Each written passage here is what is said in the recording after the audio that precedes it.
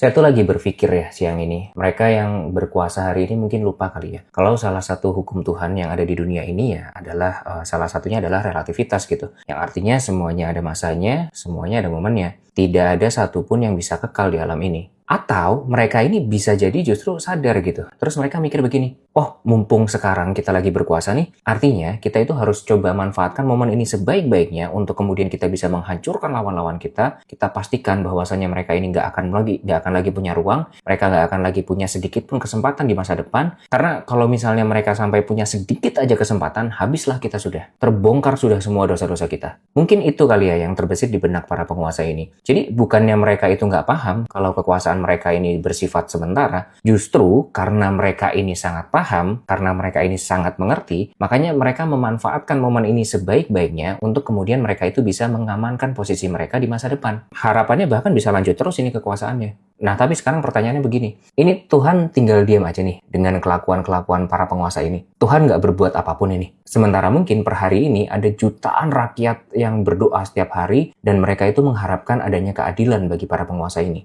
Jawabannya tentu saja tidak, teman-teman. Tuhan itu tidak pernah tinggal diam. Dan cara Tuhan menunjukkan keadilannya itu tidaklah pernah melalui jalan yang bisa kita duga ataupun kita prediksi sebagai manusia. Tidak akan pernah bisa kita ketahui. Malah justru, semakin kita tidak melihat adanya keadilan yang sedang ditegakkan di tengah-tengah semua kezaliman ini, disitulah sebetulnya sebuah tatanan baru sedang disiapkan. Lewat cara yang paling halus yang tidak ada satupun makhluk termasuk juga malaikat yang bisa mengetahuinya. Ingat nggak kisah gimana dulu ketika Quraisy ditaklukkan? Di saat kezoliman, di saat kesesatan, dan juga ketidakadilan mencapai puncaknya, di situ diam-diam Tuhan menanamkan seorang utusannya yang terlahir tepat persis di tengah-tengah mereka, bahkan di kalangan petinggi mereka. Tanpa adanya kecurigaan, tanpa adanya kewaspadaan, perlahan bayi yang terlahir di tengah-tengah mereka itu bertumbuh menjadi seseorang yang kita semua tahu bahwasanya seseorang tersebut berhasil menghancurkan peradaban lama dan menggantikannya dengan sebuah peradaban baru yang kembali menuntun manusia dan juga membimbing umat manusia menuju jalan cahaya.